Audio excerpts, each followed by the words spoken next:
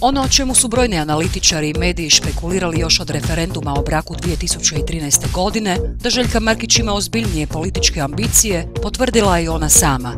Njezina udruga U ime obitelji na skorašnje će parlamentarne izbore ići samostalno i to izvan bilo kakve koalicije. Nismo još donijeli odluku u kojoj ćemo formi to napraviti, da li kroz nezavisne liste ili ćemo osnovati stranku U ime obitelji kako bi ovaj naziv bio na izbornom listiću. Za referendum o braku skupili smo preko 700.000 potpisa i to je svakako snaga koju treba respektirati, rekla je Markić i dodala kako će o detaljima javnost biti uskoro obaviještena. Na popularnoj splitskoj plaži Dujlovo ponovno je nepoznat netko postavio znak zabrane kupanja za gej parove. Redakciju SD-a je kontaktiralo nekoliko građana koji su mahom zgroženi postavljanjem znaka te se pitaju kako je moguće da se u 21. stoljeću na javnim mjestima pojavljuju ovakva upozorenja. Za sada nije poznato tko je i kada je znak postavio, no ista plaža sličan incident pamti iz 2008. godine. Tada je naime nepoznata grupa počinitelja svakog dana marljivo postavljala gotovo identičnu ploču koju su tijekom noći mijenjali fluorescentnom verzijom, ali je znak zabrane ubrzo uklonjen.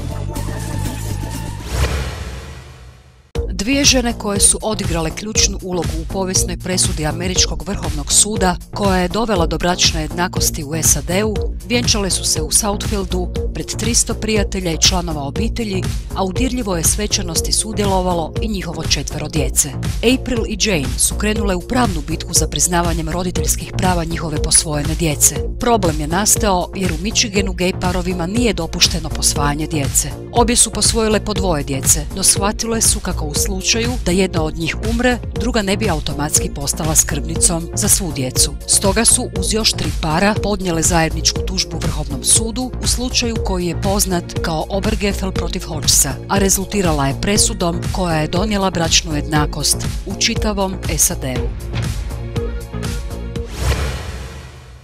Predsjednik Irske Michael D. Higgins stavio je potpis na zakon o bračnoj jednakosti, pa se očekuje kako bi se do kraja godine mogla održati i prva istospolna vjenčanja. Podsjetimo, Irska je prva zemlja na svijetu u kojoj je brak za istospolne parove legaliziran na narodnom referendumu, a time je u irski ustav unesen amandman koji ozakonjuje brak između 2 osobe bez razlike u spolu. Ministrica pravosuđa Frances Fitzgerald je očekivala kako će vlada i parlament obaviti svoj dio posla oko implementacije zakona do kraja ljeta, ali zbog niza žalbi na rezultate referenduma to se nije ostvarilo. Pozdravila je potez predsjednika Higginsa i rekla kako će novi zakon o braku biti predstavljen idućih tjedana kako bi se napravile nužne izmjene.